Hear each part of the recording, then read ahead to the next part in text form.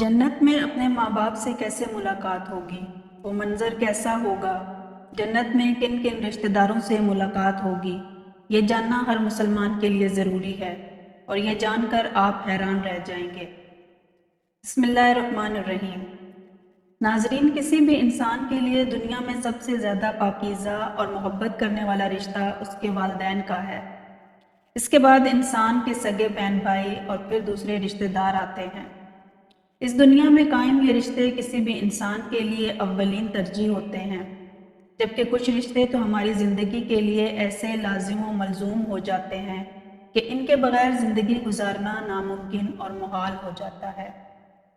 नाजरीन कराम, जन्नत एक ऐसी शानदार और बेमिसाल जगह है जो अल्लाह ने ईमान वालों के लिए बनाई है और उसमें ऐसी नेमतें रखी हैं जो ना किसी आँख ने देखी और ना कभी किसी कान ने सुनी और ना ही किसी दिल में इनका ख्याल आया। जन्नत के बारे में जो कुछ बयान किया जाता है वो सिर्फ समझाने के लिए होता है, वरना दुनिया के आला तरीन चीज़ का भी जन्नत की किसी नेमत से कोई मुकाबला नहीं। लेकिन अब सवाल ये है कि क्या इंसान की ना ख़त्म होने वाली ज़िंदगी में भी हमारे ये अहम और पाकीज़ा रिश्ते क्या हमारे साथ होंगे, यानी जन्नत में। ये सवाल अक्सर हमारे जहनों में आता है कि इस दुनिया में हमारा सबसे अजीम रिश्ता यानी हमारी माँ, क्या ये जन्नत में हमारे साथ होगी। अहदीस की रोशनी में इस सवाल का जवाब तलाश करते हैं। अहदीस में है कि जब कोई रूह अलियन में पहुंचती है तो वो वहाँ पर मौजूद रूहें इससे मिलने आती है और दुनिया में अपने रिश्तेदारों के बारे में मालूम करती है। इस तरह से जब कोई इंसान मरने के बाद एलियन में पहुंचता है तो उसके रिश्तेदार इससे ऐसे मिलते हैं जैसे किसी दूर दराज से आने वाले मुसाफिर से मुलाकात की जाती है और दोनों आपस में मिलकर बहुत खुश होते हैं। इरशाद बारी ताला है, ऐ मेरे बंदो, आज तुम पर ना कोई खौफ तारी होगा और ना ही गमगीन होगे। मेरे वो बंदे जो हमारी आयतों पर ईमान लाए थे और फर्मा बरदार रहे थे, तुम भी और तुम्हारी बीवियां भी खुशी से चमकते चेहरों के साथ जन्नत में दाखिल हो जाओ। इनके आगे सोने के प्याले और गिलास गर्दिश में लाए जाएंगे और इस जन्नत में हर वो चीज़ होगी जिसके दिलों को ख्वाहिश होगी और जिसमें आँखों को लज्जत हासिल होगी। इनसे कहा जाएगा कि इस जन्नत में तुम हमेशा रहोगे। नाजरीन कराम, उन आयात में से ये बात साबित होती है कि जन्नती मर्दों की बीवियां भी जन्नत में इनके साथ ही होंगी और एक साथ ही जन्नत में रहेंगी। वहाँ जन्नत में इन्हें हर वो चीज़ मुहैया की जाएगी जिसकी वो ख्वाहिश करेगी।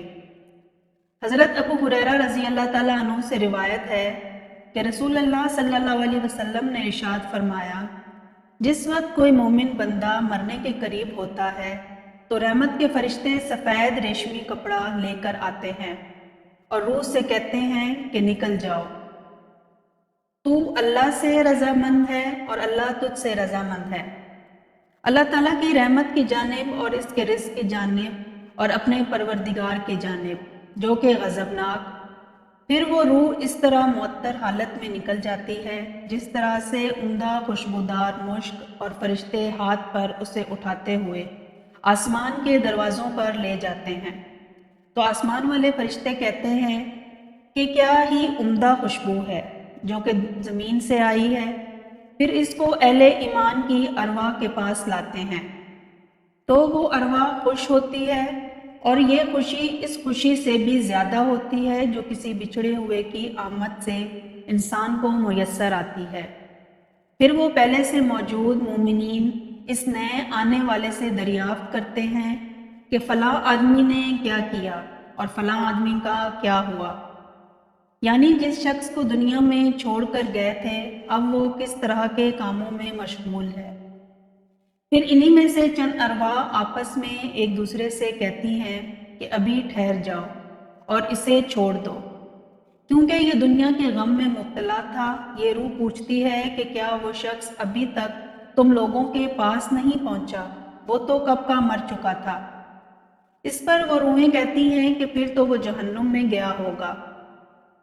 محترم ناظرین، ہمارے پیارے نبی کریم صلی اللہ علیہ وسلم نے فرمایا کہ تمہارے اعمال تمہارے ان رشتہ داروں اور تمہارے خاندان والوں کے سامنے جو آخرت یعنی عالم برزخ میں ہیں پیش کیے جاتے ہیں۔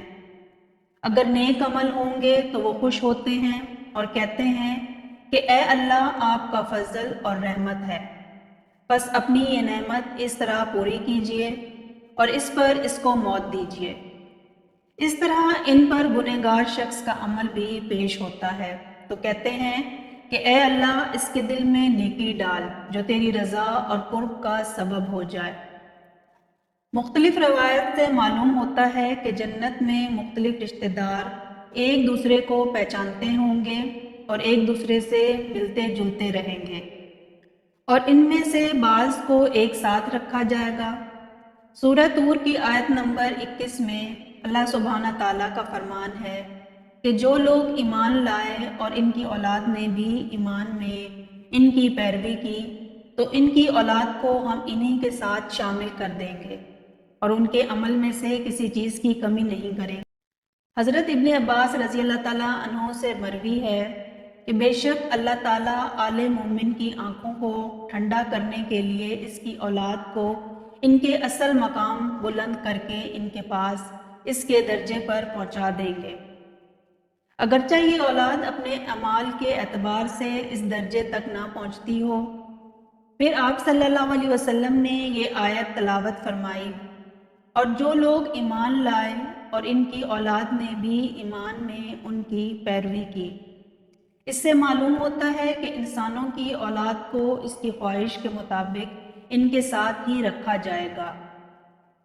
جو لوگ جنت میں جائیں گے تو یقیناً یہ وہ لوگ ہوں گے جنہوں نے اس دنیا میں نیک اعمال کیے ہوں گے، جبکہ ایسے لوگ بھی ہوں گے جنہوں نے گناہ کیے ہوں گے لیکن اپنے گناہوں پر شرمندہ ہو کر اس دنیا میں ہی اللہ سے معافی مانگ لی ہو اور صدقے دل سے توبہ استغفار کر لیا ہو، اور اللہ تعالیٰ ان کو معاف فرما کر جنت میں داخل کرے گا جہاں اللہ ان کی ہر خواہش پوری فرما دے گا۔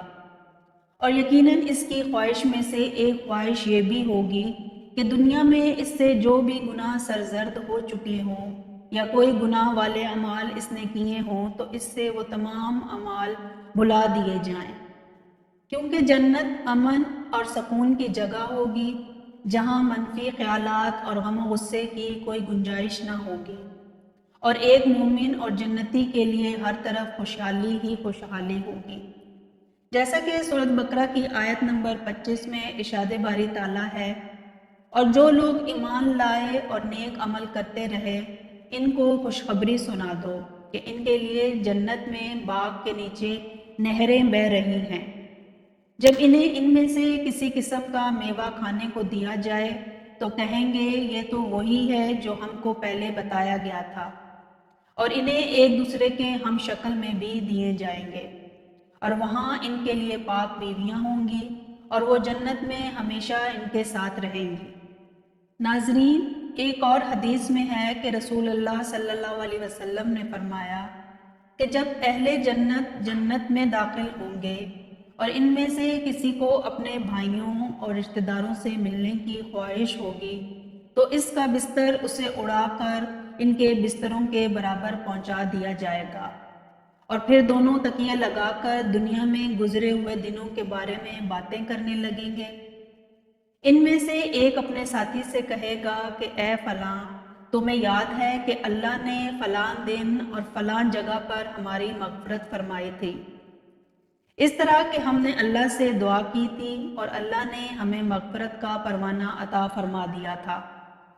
رسول اللہ صلی اللہ علیہ وسلم کے مزاج مبارک کے بارے میں متعدد احادیث مبارک میں بیان کیا گیا ہے کہ آپ صلی اللہ علیہ وسلم انتہائی شگفتہ مزاج تھے اور نرمی اور محبت سے اور مسکرا کر بات کیا کرتے تھے۔ آپ صلی اللہ علیہ وسلم بے اختیار ہنس بھی دیتے تھے، مگر یہ اس وقت ہوتا جب آپ صلی اللہ علیہ وسلم آخرت کے حالات بیان فرما رہے ہوتے۔ امام عسقلانی رحمۃ اللہ علیہ نے فرمایا، یہ کہا گیا ہے کہ آپ صلی اللہ علیہ وسلم صرف آخرت کے امور میں ہی ہنسا کرتے تھے۔ اگر کوئی معاملہ دنیا سے متعلق ہوتا تو اس پر آپ صلی اللہ علیہ وسلم صرف تبسم فرمایا کرتے تھے۔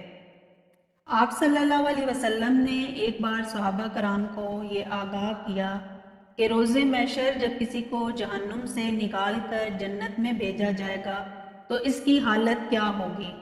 اس پر آپ صلی اللہ علیہ وسلم نے ہنس کر واقعہ کا احوال بیان کیا۔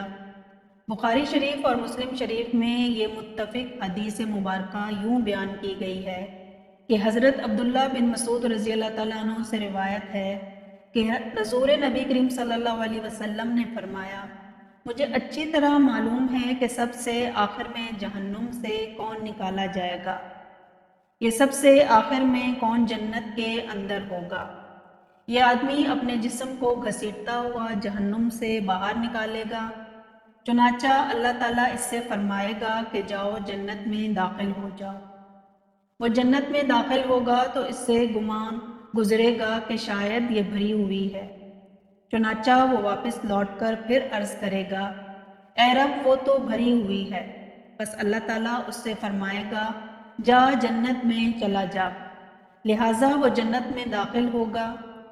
جنت میں جا کر اسے پھر گماں گزرے گا کہ شاید یہ بھری ہوئی ہے۔ پھر وہ لوٹ کر عرض کرے گا، اے رب یہ جنت تو بھری ہوئی ہے۔ چنانچہ اللہ تعالیٰ اس سے پھر فرمائے گا کہ جا اور جنت میں داخل ہو، کیونکہ تیرے لیے جنت میں دنیا کے برابر بلکہ اس سے 10 گنا زیادہ حصہ ہے۔ اللہ سے دعا ہے کہ ہمیں بھی اس دنیا کی آزمائش میں کامیاب و کامران فرما کر جنت میں داخل فرمائے اور ہمارا خاتمہ ایمان کی حالت میں ہو۔ تو ناظرین کرام، یہ تھی ہماری آج کی ویڈیو۔ نیکسٹ ویڈیو تک کے لیے اللہ حافظ۔